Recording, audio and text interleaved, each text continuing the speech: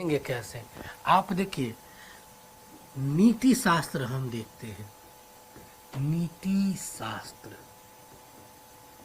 नीति शास्त्र, ठीक है। वीडियो को लाइक शेयर जरूर करते चलें। नीति शास्त्र कहने का तात्पर्य यही है, हम नीति शास्त्र को कम से कम ईमानदारी से पढ़ाएं तो कम से कम एक हफ्ते डेली 2 घंटा पढ़ाएं तो खत्म होगी। नीति शास्त्र के परिभाषा के साथ अन्य आयाम को 1 हफ्ता तो कम से कम लगेगा यदि रेगुलर 2 घंटा पढ़ाऊं तो।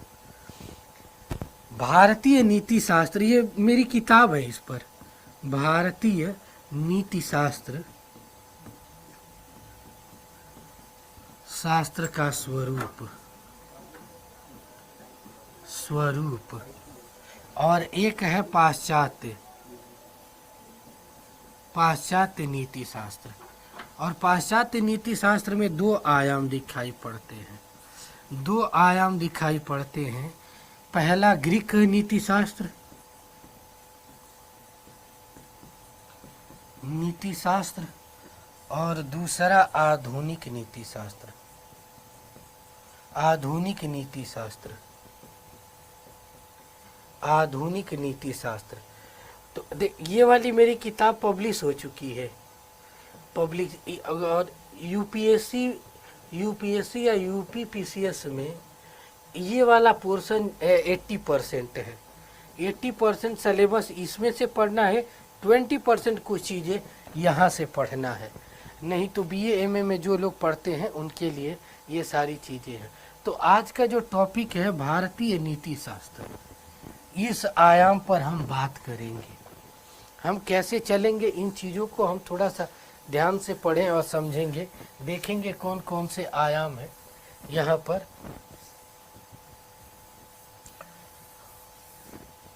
देखिए, नीति शास्त्र, पहले तो 2 शब्द हैं, इसको पहले समझ ले। तो नीति शास्त्र क्या है, तो इसका एक हम ना सिनॉप्सिस बनाएंगे। मैं पहले दिन से कहता हूँ कि मैं पढ़ाता ही आपको एक हमेशा से फॉर्मेट से हूँ। नीति शास्त्र,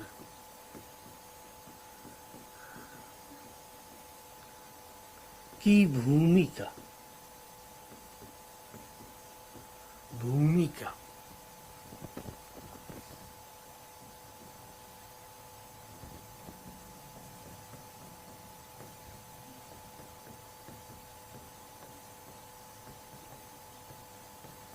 नीति शास्त्र के प्रकार, kinds of ethics, kinds of ethics, ठीक है। तीसरा है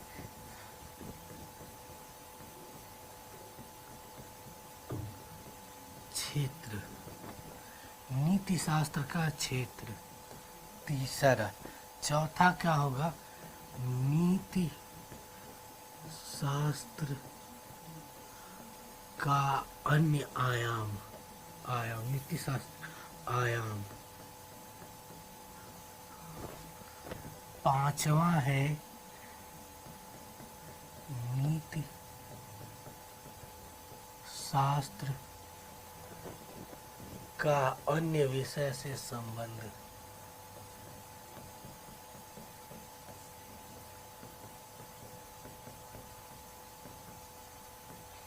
नीति शास्त्र का अन्य विषय से संबंध। छठा है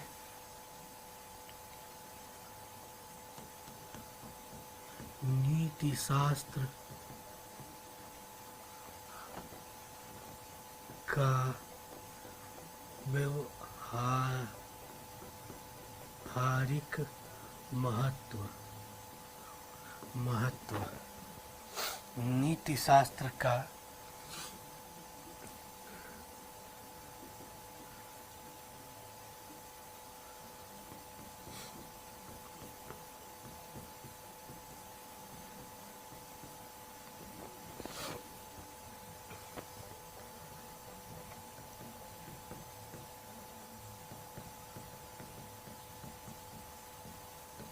नीति शास्त्र की वर्तमान प्रासंगिकता।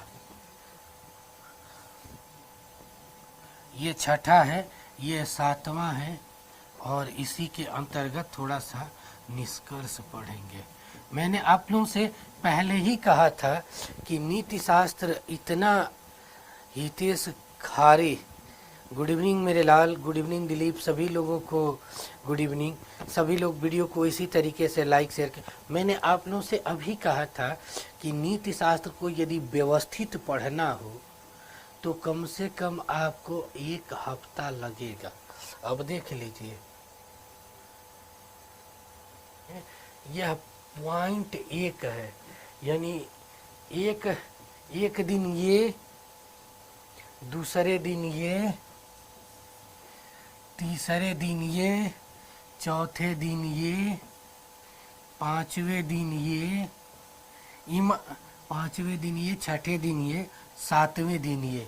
मैंने ईमानदारी से पहले ही आप लोगों को गिन के बता दिया था कि यदि 7 दिन 2 घंटे रेगुलर अच्छे से पढ़ाएं तब जाके नीति शास्त्र का पूरा टॉपिक कंप्लीट होगा। यहाँ नीति शास्त्र 10 मिनट में नीति शास्त्र कंफर्म, 1 घंटे में नीति शास्त्र कहाँ से समझेगा भाई? 1 घंटे में पढ़ेगा तो 1 घंटे वाला ही लायक बनेगा। और 1 घंटे, अभी सोचो कि 100% पढ़ के जाते हो तो वहाँ 10% लिखते हो, तो तुमको खुद ही नीति शास्त्र का 10% लिख पढ़ाया जाता है, तो उसमें वहाँ पे 1% तो जाओगे तो लिख कर आओगे। तुम कहाँ से वहाँ से 10%, 10% का 10% ऑटोमेटिक थोड़ी नहीं लिख पाओगे। जैसे मैं बोलता हूँ वैसे सारी चीज़ें नहीं बोल पाओगे ना, संभव ही नहीं है। जितना मैं सोचता हूँ, जितना मैं लिखवा रहा हूँ, जितना मैं बता रहा हूँ, उतना हुब तो तुम लिख नहीं पाओगे। जितना किताब में लिखा हुब नहीं जाए, उसका 10% जाता है। अब खुद ही लोग आधे घंटे में पढ़ा रहे हैं तो 10% उसका दे रहे हैं, 10% में वहाँ जाओगे 1% कहोगे कि समझ नंबर ही नहीं मिले। कहाँ से मिलेगा भाई? पढ़ोगे 1% तो 99% के बराबर नंबर कहाँ से पाओगे? तू ही बताओ। एकदम बढ़िया। देखो, मैं कोई भी चीज़ ऑथेंटिक आधार पे बात करता हूँ। यदि आप 10% 1% पढ़ते हैं, हम देख लीजिए। अब देखिए नीति शास्त्र में हम क्या क्या चीज़ों को शामिल करते हैं। जिस भ्राता बंधु को इथिक्स के अंतर्गत आपको टॉपिक नंबर 1 के अंदर पढ़ना है, टॉपिक नंबर 1 के अंतर्गत इथिक्स पढ़ना है, तो एक बार इसे जरूर देखिएगा। आपको हर चीज़ बखूबी बड़ी लेवल पे समझ में आएगी। नीति शास्त्र पहले तो अर्थ समझेंगे, पहला काम नीति शास्त्र। दूसरा परिभाषा,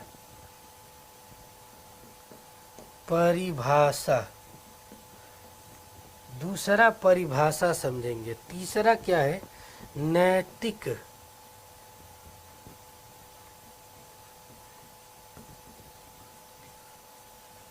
दृष्टिकोण देखने का प्रयास करेंगे, नैतिक दृष्टिकोण प्रयास करेंगे।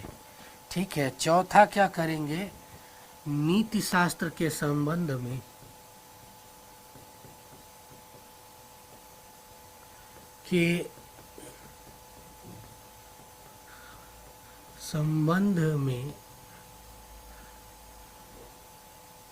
अन्य विचारकों का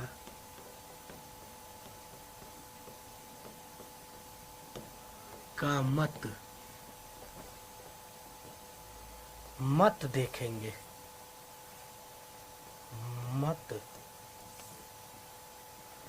मत देखेंगे।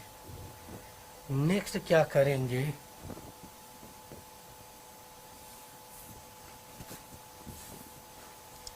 नीति शास्त्र एवं नैतिकता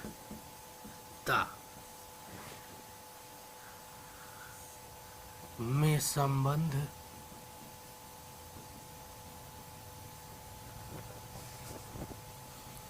नैतिकता एवं नैतिक मूल्य में संबंध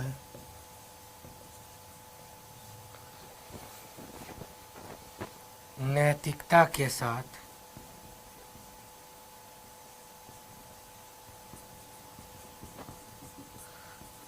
अन्य आयाम का संबंध।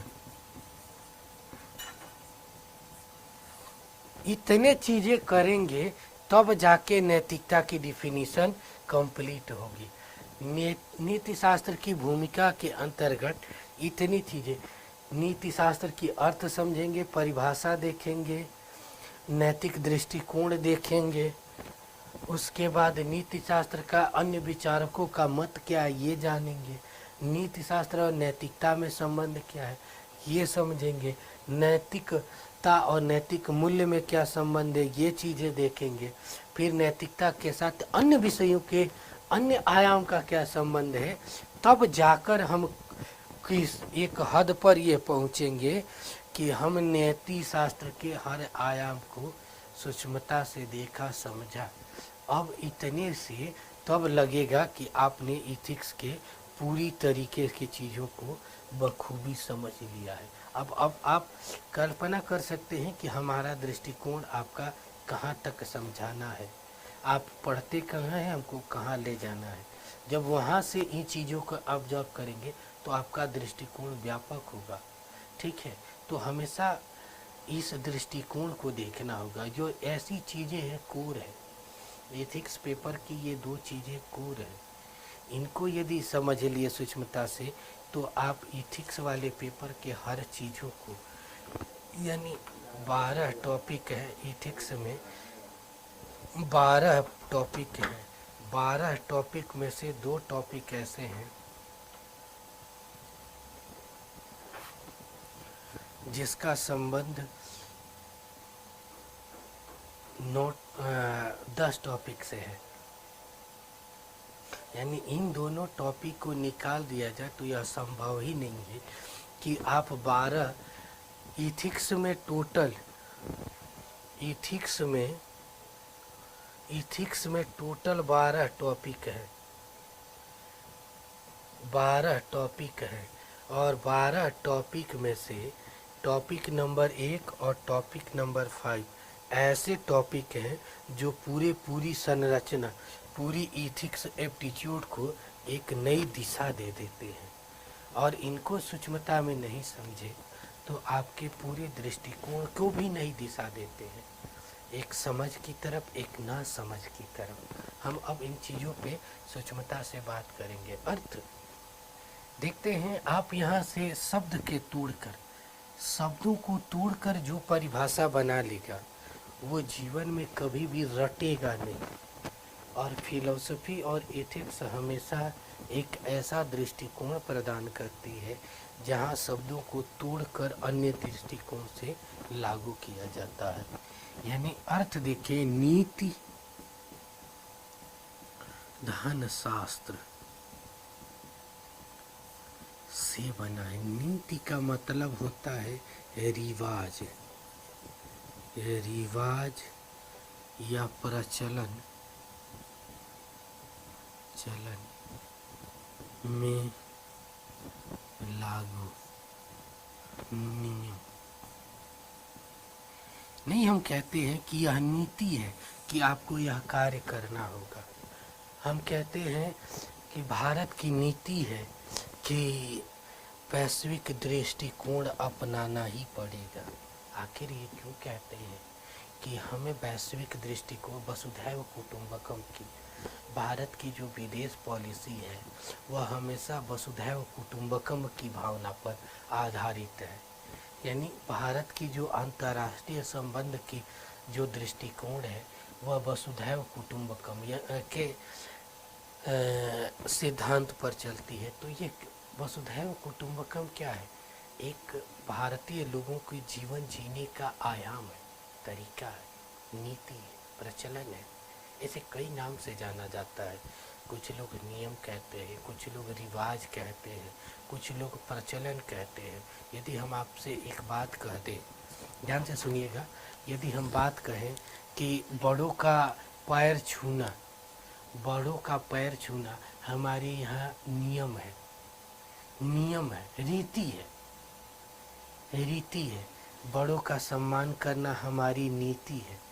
कहने का तात्पर्य यही है कि हमारे यहाँ यह प्रचलन है कि हम अपने बड़ों का नमस्कार करते हैं। दुनिया का एकमात्र यही ऐसा देश है जहाँ पर पैर छूकर आशीर्वाद लिया जाता है। तो ये क्या चीज़ें हैं? आराम से एक एक चीज़, ये ऐसी चीज़ें हैं कि आप जल्दीबाजी में नहीं समझ पाएंगे। मैं आपको जल्दीबाजी, जिनको जल्दीबाजी होगी समझने की, वो मत पढ़िएगा, चले जाइएगा। क्योंकि ये चीज़ें ऐसी है ना कि ये तब सीखी जाती है जब आप हर चीज़ सीख लिए हैं, उसके बाद हर चीज़ों को जोड़ने का आयाम आपको आ जाए, हर चीज़ों को जोड़कर देखने का दृष्टिकोण आ जाए, तब ये चीज़ें समझ में आती है। अब सभी चीज़ों को देखने का आयाम आ जाए तो स्वाभाविक है ये तभी आएगा जब हमारी दृष्टिकोण बड़ा हो जाएगा। कहने का तात्पर्य यही है कि हमें किसी भी विषय वस्तु को सूक्ष्मता में, व्यापक दृष्टिकोण से देखने की ज़रूरत है। इसीलिए कहा जाता है कि philosophy is the way of, philosophy is the mothers of all subject. Philosophy क्या है? तो सभी भाषाओं की माता कही जाती है, यानी सारी भाषाएं इसी से निकली हुई हैं। जब सारी भाषाएं इसी से निकली हुई हैं, सारी सब्जेक्ट इसी से निकली हुई हैं, philosophy is the mothers of all subject, सारी विषयों की उत्पत्ति इसी से हुई है। कहने का मतलब यहाँ दृष्टिकोण बड़ा हो जाता है। हम उन दृष्टिकोण को समझेंगे, यानी समाज को सुचारू रूप से, अब ध्यान से समझिएगा, यहाँ से एक एक चीज़ समझ में आएगी। समाज को सुचारू रूप से, सुव्यवस्थित तरीके से संचालित करने के नैतिक नियम को क्या कहते हैं? नीति कहते हैं। और इन नीतियों का जहाँ एनालिसिस होता है, अध्ययन होता है, स्टडी होता है, उस शास्त्र को क्या कहते हैं? नीति शास्त्र कहते हैं। यानी नीति शास्त्र क्या है? तो समाज को आगे बढ़ाने वाले नैतिक नियमों को सुचारू एवं सुव्यवस्थित तरीके से अध्ययन करने वाले शास्त्र को ही क्या कहते हैं? नीति शास्त्र कहते हैं। कहने का तात्पर्य यही है। आप लोग अब ऑटोमेटिक हर चीज़ आपको समझ में आने लगेगी, ठीक है, कि नीति शास्त्र क्या है। तो नैतिक नियमों का, समाज को चलाने वाले नैतिक नियमों को जहाँ पर सूक्ष्मता से देखकर अध्ययन किया जाता है, तो उस शास्त्र को क्या कहते हैं? नीति शास्त्र कहते हैं। अब आपको अर्थ समझ में आ गया होगा। एक बार और लास्ट बार रिपीट कर रहा हूँ कि एक ऐसे नियमों का स्वरूप जहाँ समाज को क्रियान्वित करके चलने वाली चीज़ें हैं, उसका समग्र रूप से विश्लेषण कर अध्ययन करना क्या कहलाता है? नीति शास्त्र कहलाता है। यानी प्रचलन के आधार पर, मान्यताओं के आधार पर, यानी आप देखें कि इसके अंतर्गत किसका अध्ययन किया जाता है। तो यहाँ पर थोड़ा सा हम समझें, यहाँ पर हम यहाँ समझें कि नीति शास्त्र क्या है।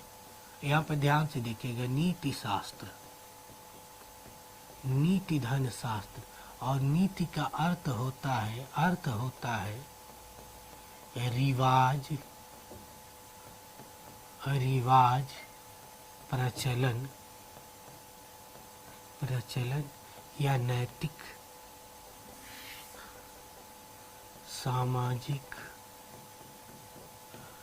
सामाजिक उपबंध या धार्मिक दृष्टिकोण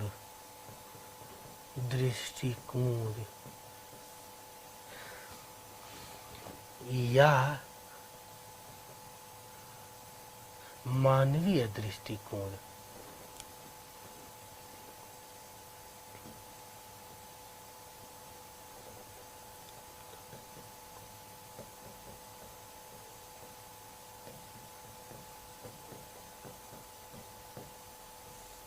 यानी कहने का मतलब यही है कि नीति का अर्थ इतना व्यापक है। सोचिए यानी इसके अंतर्गत हम इतनी चीज़ों का अध्ययन करते हैं। यानी रिवाज का, नीति का अर्थ इतना है, यानी इन सभी के अध्ययन करने वाले विषय को, करने वाले विषय शास्त्र को, विषय के शास्त्र को क्या कहते हैं? नीति शास्त्र कहते हैं, शास्त्र कहते हैं। अब हमें ये जानना होगा, अब हमें थोड़ी सी अच्छे से नीति शास्त्र क्या है, तो एक ऐसे सामाजिक रीति रिवाज, प्रचलन, सामाजिक उपबंध, दृष्टि, धार्मिक दृष्टिकोण, मानवीय दृष्टिकोण, इन सभी भावों का समग्रता में अध्ययन करने वाले शास्त्र को ही क्या कहते हैं? नीति शास्त्र कहते हैं। अब हम इन सबको पढ़ेंगे कि रिवाज क्या होता है, प्रचलन क्या होता है, सामाजिक उपबंध क्या होता है, धार्मिक दृष्टिकोण क्या होता है, मानवीय दृष्टिकोण क्या होता है। अब इन्हीं से निकलकर इनसे निकलकर आता है नैतिक दृष्टिकोण।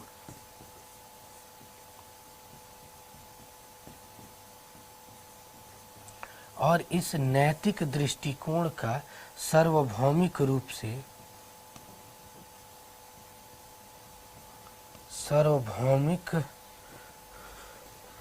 रूप में या आदर्शपूर्ण रूप में जहाँ अध्ययन किया जाता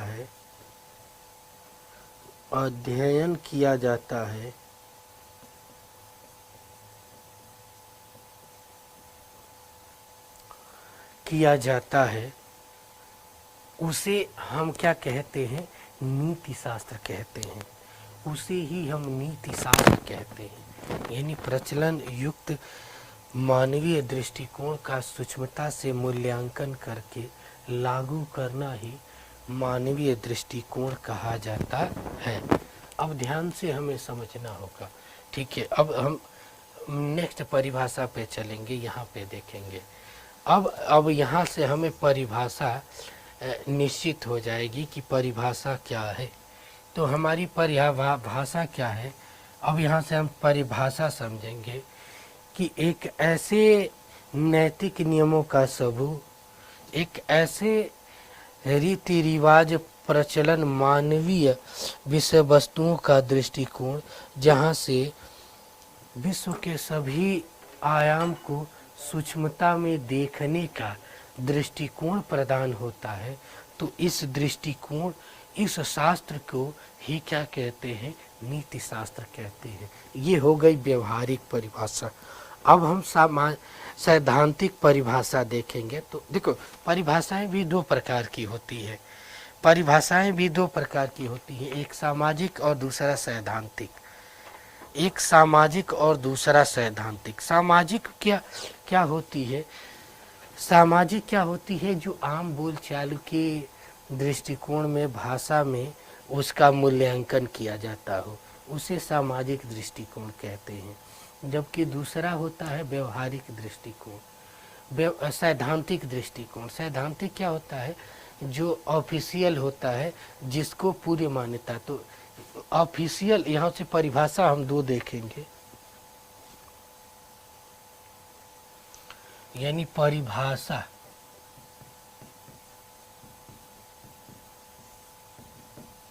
पहला व्यवहारिक,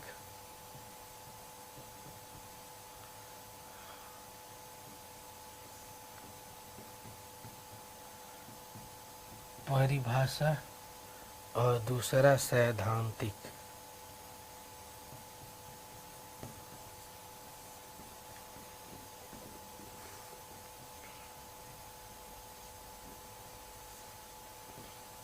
व्यवहारिक परिभाषा क्या होती है? एक ऐसी परिभाषा जो हम किसी विषय वस्तु को, किसी चीज को, शब्दों को तोड़ के बनाते हैं, शब्दों के सूक्ष्म आयाम को समझ के बताते हैं, तो उसको हम कहते हैं व्यवहारिक परिभाषा। सैद्धांतिक क्या होती है? जो किताबी लैंग्वेज होती है। यानी नीति शास्त्र क्या है? नीति शास्त्र एक ऐसे नैतिक नियमों का स्टडी का शास्त्र है जहाँ पर हम किसी भी विषय वस्तु के नैतिक पहलुओं का सूक्ष्मता से अध्ययन करते हैं। तो इस शास्त्र को हम क्या बोलते हैं? नीति शास्त्र कहते हैं। एक ऐसे विषय, एक ऐसा शास्त्र जहाँ पर हम नैतिक आयाम के सभी नैतिक दृष्टिकोण यानी नीति शास्त्र के सभी दृष्टिकोण का समग्रता में विश्लेषण करते हैं कि मानवीय मूल्य क्या है, सद्गुण क्या है, उचित क्या है, अनुचित क्या है, शुभ क्या है, अशुभ क्या है। इन सभी विषय वस्तुओं का जहाँ पर समग्रता में विश्लेषण होता है, वैसे शास्त्र को हम क्या कहते हैं? ऐसे शास्त्र को हम नीति शास्त्र कहते हैं। कहने का तात्पर्य है कि यह सैद्धांतिक परिभाषा हो गई, यह व्यवहारिक परिभाषा होगी। जो भी देख रहे हैं या आगे देखेंगे जरूर लिख लीजिएगा। एक आपकी इस आयाम पर एक सिनॉप्सिस बन जा रही है। इस सिनॉप्सिस के थ्रू यदि आप चलेंगे तो जीवन में कभी भी आपको दोबारा अन्य किताबें, अन्य चीज़ें पढ़ने की आवश्यकता नहीं होगी। और मुझे नहीं लगता है कि किसी भी किताबों में इस तरीके से सिनॉप्सिस बनाकर हर चीज़ों को पढ़ाया जाता है। टीचर की यही प्रासंगिकता बढ़ जाती है। सबसे अधिक कहीं प्रासंगिकता टीचर की होती है तो वही होती है कि उसे एक रोड मैप कैसे दे जाता है, किस तरीके से करता है। ठीक है, मैं उन्हीं चीज़ों को जहाँ पर नैतिक दृष्टिकोण क्या है, अब हम नैतिक दृष्टिकोण समझेंगे कि नैतिक दृष्टिकोण क्या है। नैतिक दृष्टिकोण क्या है? तो नैतिक दृष्टिकोण के बारे में देखा जाए, नैतिक दृष्टिकोण के बारे में देखा जाए तो एक ऐसा नजरिया, एक प्रकार का यह नजरिया है, एक प्रकार का ऐसा नजरिया है जो हमें क्या देखने का नजरिया है? जो हमें उचित अनुचित क्या है, अनुचित क्या है, यह बतलाता है। पहला, ध्यान से समझिएगा ये चीज। दूसरा, सद्गुण क्या है, दूसरा।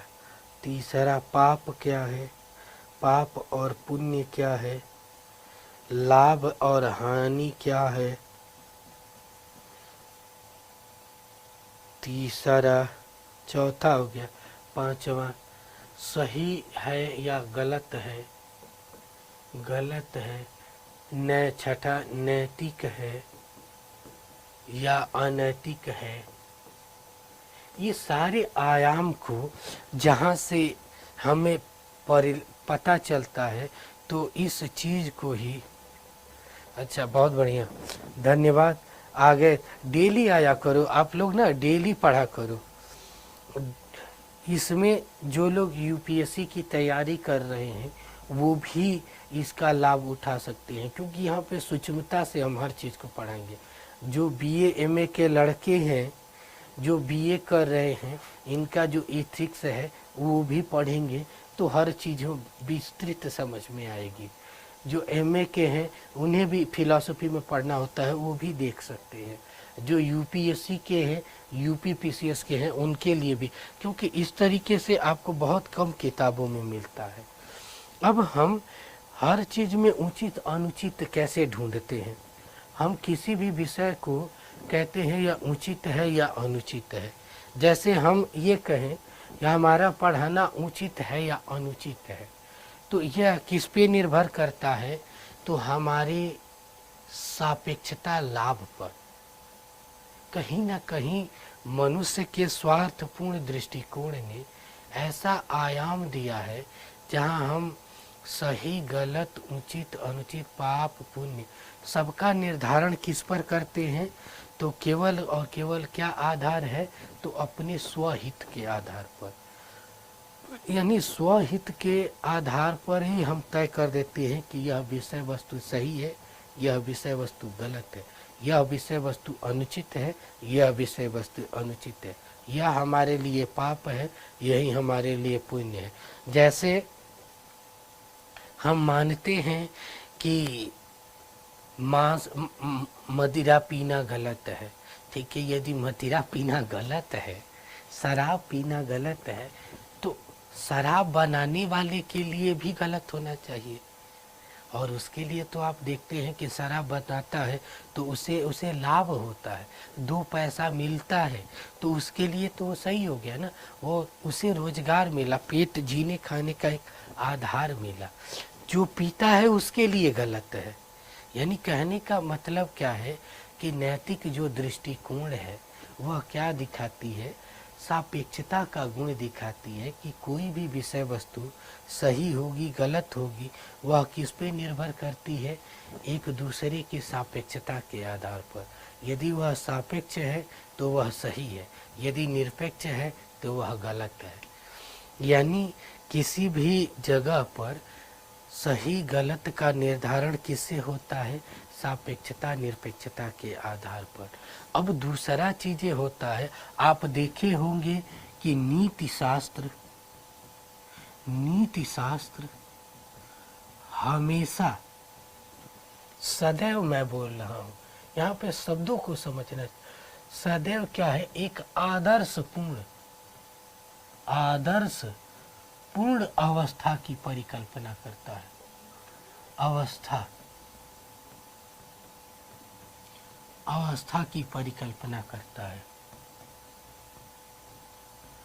अवस्था की परिकल्पना करता है। एक ऐसे आयाम बनाता है जो पूरी तरीके से क्या है? आदर्शपूर्ण है। और हम क्या हैं? व्यवहारिक है।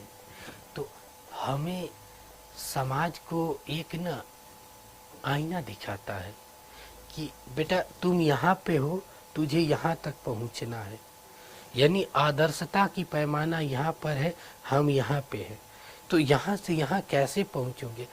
आप कुछ भी गलत करते हैं तो आदमी कहता है कि कैसे हम देखें कि सही क्या है, तो वह ऐसा दृष्टिकोण दिखाने का प्रयास करता है जहाँ से हम सही गलत के आयाम को तय कर लेते हैं। यानी कहीं ना कहीं नीति शास्त्र क्या है? एक आदर्शपूर्ण विज्ञान का शास्त्र है जो हमें आदर्शता का निर्धारण करने का दृष्टिकोण दिखाई पड़ता है। ठीक है, वीडियो को लाइक जरूर करें दोस्तों आप लोग, और चैनल को सब्सक्राइब करें, और जो भी आपके ग्रुप में दोस्ती में लोग हैं उन्हें ज़रूर बताएं। 4 से 5 मैं इसे पढ़ाता हूँ। आप लोग को एथिक्स वाली चीज़ें ज़्यादा लाभ मिलेगी। आप लोग एक बार देख लीजिएगा पढ़ के।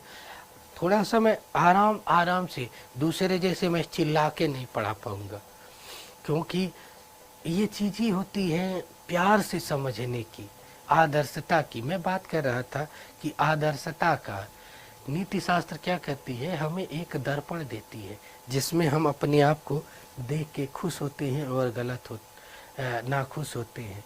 यानी हमें सही गलत का निर्धारण करने का आयाम कहाँ से तय होता है?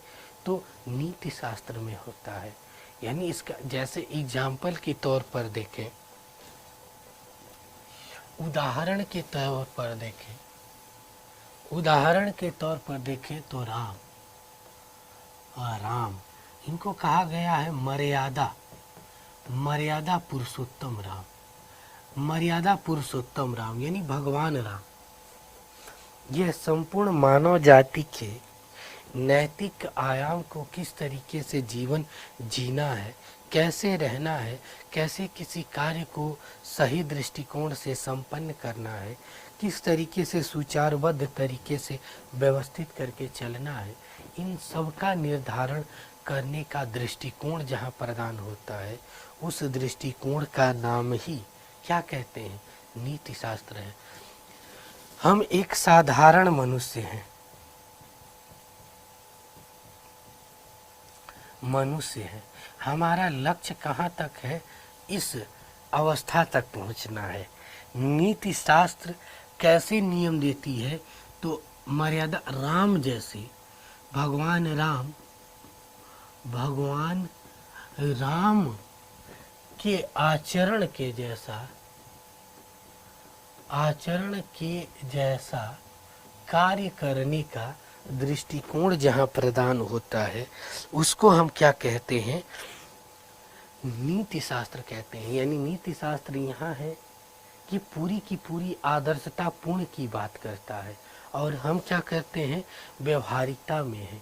तो हमें ऊपर कहाँ तक हम अपने विकास के नैतिक दृष्टिकोण को कहाँ तक चरमोत्कर्ष तक आदर्शपूर्ण तरीके से ले जाते हैं, उसकी यह पैमाना तय करता है कि यहाँ है। यानी भगवान राम बनने की हमारे अंदर, जैसे नीति शास्त्र क्या करता है, आप ध्यान से थोड़ा सा समझिएगा। नीति शास्त्र क्या करता है, तो जैसे यहाँ पर अवधेश है, अवधेश भी भगवान राम का ही नाम है।